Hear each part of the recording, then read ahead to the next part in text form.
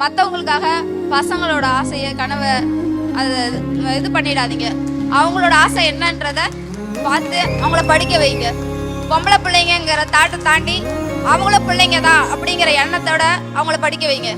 கண்டிப்பாக நமக்கு நல்லது நடக்கும். அவங்க கண்டிப்பாக வெற்றி அடைவாங்க. அவங்க இலக்கை நோக்கி போனாங்கன்னா கண்டிப்பாக வெற்றி அடைவாங்க. அதில் எந்த மாற்றமும் இல்லை.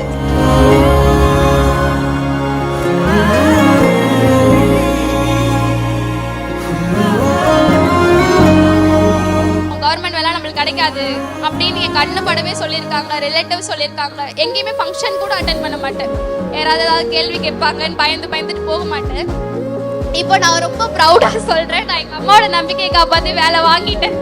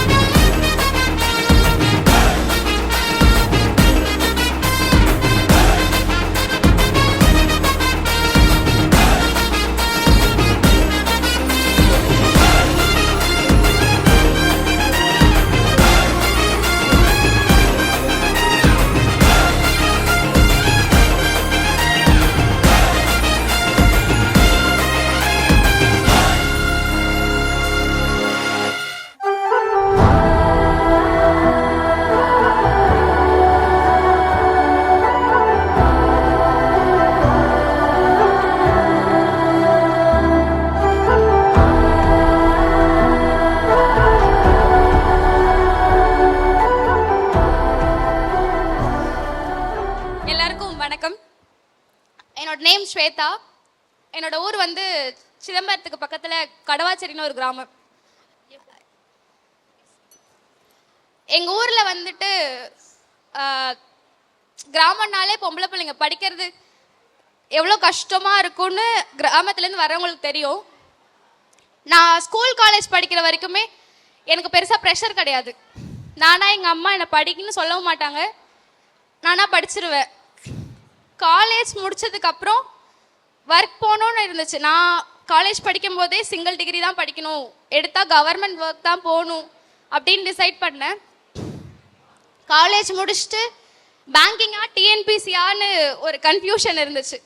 அப்போ வந்துட்டு ரொம்ப குழப்பத்தில் இருந்து தான் நான் பேங்கிங்ஸ் சூஸ் பண்ணும்போது நான் என் தங்கச்சிட்ட ரொம்ப கேட்டேன்.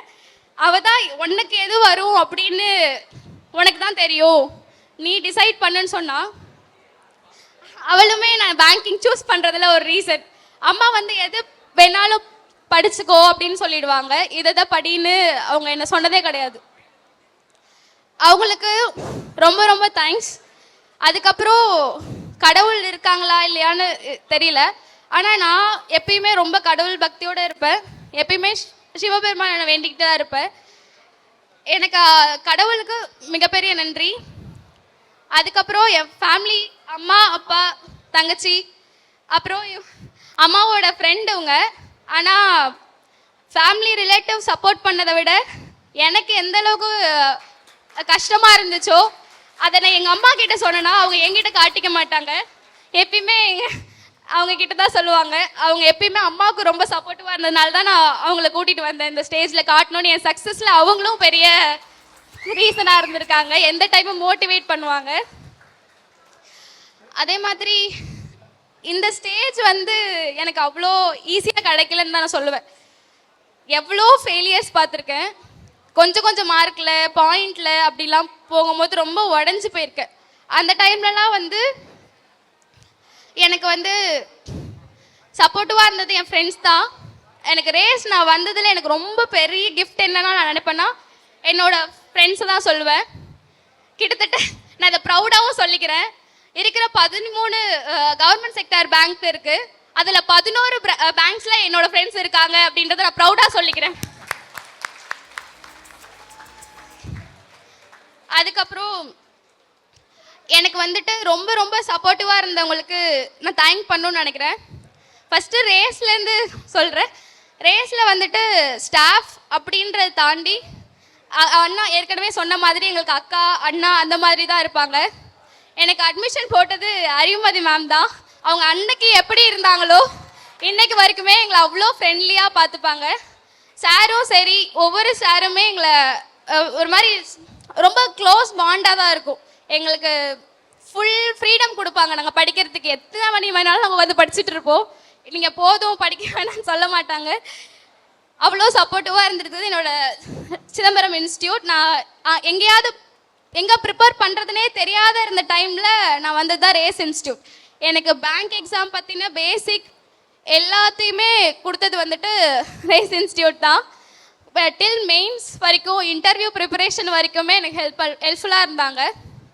எனக்கு அதுக்காக ஒரு பெரிய தேங்க்ஸ் என்னோட பிரான்ச்சுக்கு, சிதம்பரம் ரேஸ்க்கு. அங்கேருந்து எல்லாருக்குமே ரொம்ப ரொம்ப தேங்க்ஸ். எல்லா ஸ்டாஃப் நேமே மென்ஷன் பண்ணும், பட் இருந்தாலும் நான் அப்படியே ஃபுல்லாக சொல்லிடுறேன், யார் பெரியா ஸ்கிப் பண்ணிவிடுவேன். அதனால் அதுக்கப்புறம் என்னோடய ஃப்ரெண்ட்ஸுன்றதை விட எனக்கு அவங்க ஒரு கைடர், ஒரு சப்போர்ட்டர், ஒரு கேர்டேக்கர், என்ன வேணாலும் சொல்லலாம். எப்படின்னா நிஷாந்த் அண்ணா இவங்க 2 இயர்ஸ் முன்னாடி SBI PO கிளியர் பண்ணி இப்போ ஒர்க் பண்ணிட்டு இருக்காங்க. அவங்க வர முடியல. அது மாதிரி அகிலன் அண்ணா, ஸ்ரீராம் அண்ணா, ஆதி அண்ணா, கேதர் அண்ணா, சசி அண்ணா, அதுக்கப்புறம் நிரஞ்சன் அண்ணா, அதுக்கப்புறம் அது இல்லாமல் எனக்கு TNPSலையும் நிறைய ஃப்ரெண்ட்ஸ் இருக்காங்க. ஜெயசூர்யா, அப்புறம் ஹரிவண்ணா, முரளி அண்ணா, அவங்க எல்லாருக்கும் ரொம்ப தேங்க்ஸ். இது இல்லாமல் எனக்கு அண்ணா சப்போர்ட் இருந்துச்சு, அதை விட எனக்கு அக்காங்க சப்போர்ட் நிறையவே இருந்துச்சு. சிவாக்கா, அக்ஷயாக்கா, பிரபாக்கா, இவங்க எல்லாருக்கும் இந்த ஸ்டேஜில் தேங்க் பண்ணுன்றதுக்காக தான் மெயினாக வந்தது. எனக்கு இந்த ஸ்டேஜ் இவ்வளோ பேருக்கும் அவங்க பண்ண எனக்கு ஹெல்ப்பு, சின்ன சின்ன விஷயங்களால தான் நான் என்னோட சக்ஸஸ் இங்கே வந்திருக்கேன். ஸோ அவங்க எல்லாருக்கும் ரொம்ப தேங்க்ஸ். அது இல்லாமல் நெக்ஸ்ட் இயருமே என் ஃப்ரெண்ட்ஸ் இங்கே வருவாங்கன்னு வருவாங்க கண்டிப்பாக. அதையும் நான் பார்ப்பேன். இப்போது எல்லாருமே ஃபேமிலி சப்போர்ட் இதெல்லாம் சொல்லிட்டேன். எனக்கு இன்னொரு சைடு எப்படின்னா, ஏன் இன்னும் பொம்பளை பிள்ளை படிக்க வைக்கிற, ஏன் இன்னும் வேலைக்கு போக அனுப்பலை, ஏன் நான் படித்தது government college, government school. So அதனால அது என்ன கவர்மெண்ட் வேலை வாங்கிட்ட போகுது, அதெல்லாம் பெரிய விஷயம், கவர்மெண்ட் வேலை நம்மளுக்கு கிடைக்காது அப்படின்னு என் கண்ணு படவே சொல்லியிருக்காங்க. ரிலேட்டிவ் சொல்லியிருக்காங்க. எங்கேயுமே ஃபங்க்ஷன் கூட அட்டன் பண்ண மாட்டேன். யாராவது ஏதாவது கேள்வி கேட்பாங்கன்னு பயந்துட்டு போக மாட்டேன். இப்போ நான் ரொம்ப ப்ரௌடாக சொல்கிறேன், நான் எங்கள் அம்மாவோட நம்பிக்கையை காப்பாற்றி வேலை வாங்கிட்டேன். அப்போது அவங்க கேட்கும் போதெல்லாம் நான் படிக்கிறேன்னு சொல்லிட்டு அவாய்ட் பண்ணுவேன். மோஸ்ட்டாக ஃபேமிலிகிட்ட போய் பேச மாட்டேன். வேலை வாங்கிடுவியான்னு கேட்டாங்க, வாங்கிட்டேன். அதுவே எனக்கு ரொம்ப ரொம்ப சந்தோஷமாக இருக்குது. இது இல்லாமல் என்னோட சக்ஸஸை நான் வந்துட்டு உன்னால் முடியுமா, கிளியர் பண்ணிடுவியா அப்படின்னு எனக்கு கூட செல்ஃப் டவுட் வந்திருக்கு. அந்த டைமில் என்னை முழுசாக நம்பின பர்சனுக்காக அதை நான் டெடிகேட் பண்ணுறேன். தேங்க்யூ. எனக்கு ரொம்ப சந்தோஷமாக இருக்குது. அக்கா எக்ஸாம் கிளியர் பண்ணுவாங்களான்னு நிறைய அவங்களுக்கே டவுட் வந்தப்போ நீ உன்னால் முடியும் அப்படின்னு நானும் சப்போர்ட் பண்ணேன். என்னால் முடிஞ்ச வர நிறைய ஸ்ட்ரகிள்ஸ் பட்டாங்க. நிறைய அப்ஸ்ட்ரகிள்ஸ்லாம் தாண்டி எவ்வளவோ அவங்களுக்குள்ள டிமோட்டிவேட் ஆனாலும் உன்னால் முடியும் அப்படின்னு சொல்லி நான் சொன்னதை விட நீ பண்ண மாட்ட அப்படின்னு சொல்லி நான் அவங்கள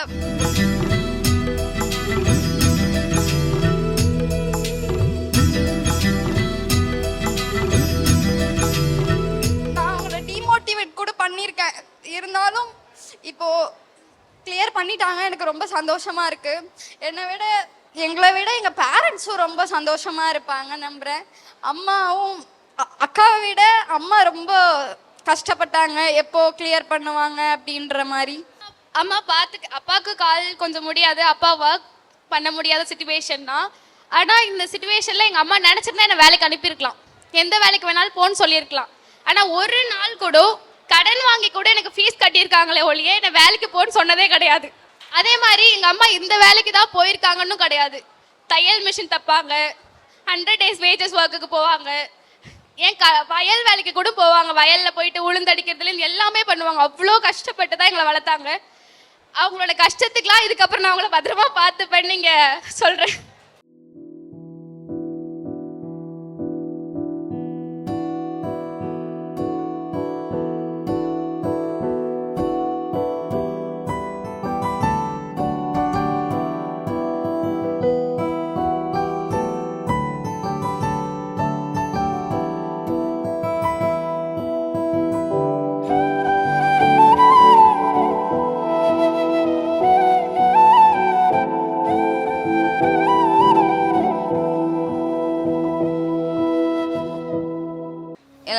கேட்டது என்னன்னா, எதுக்கு நீ இவ்வளோ நாள் வச்சுட்டு உட்காந்துருக்க, கல்யாணத்தை பண்ணி கொடுத்துரு, அது பார்த்துக்கலாம், நீ கஷ்டம்னு உன்னோட கஷ்டத்தையும் நீ பார்த்துட்டு படிக்க வச்சுட்டு உட்காந்துருக்காத, நீ கல்யாணம் பண்ணி கொடுத்துரு அப்படின்னு சொல்லி நிறைய பேர் சொன்னாங்க. ஆனால் எனக்கு அதில் இஷ்டம் இல்லை. என் பொண்ணு கண்டிப்பாக வெற்றி அடைவான்ற நம்பிக்கை இருந்துட்டு இருந்தது. நான் எவ்வளோ கஷ்டப்பட்டாலும் பரவாயில்ல, நான் பட்ட கஷ்டம் என் பொண்ணு படக்கூடாதுங்கிற எண்ணத்தில் நான் என் பொண்ணை படிக்க வச்சுருக்கேன். மற்றவங்களுக்காக பசங்களோட ஆசையை கனவை அதை இது பண்ணிடாதீங்க. அவங்களோட ஆசை என்னன்றத பார்த்து அவங்கள படிக்க வைங்க. பொம்பளை பிள்ளைங்கிற தாட்டை தாண்டி அவங்கள பிள்ளைங்க தான் அப்படிங்கிற எண்ணத்தோட அவங்கள படிக்க வைங்க. கண்டிப்பாக நமக்கு நல்லது நடக்கும். அவங்க கண்டிப்பாக வெற்றி அடைவாங்க. அவங்க இலக்கை நோக்கி போனாங்கன்னா கண்டிப்பாக வெற்றி அடைவாங்க. அதில் எந்த மாற்றமும் இல்லை.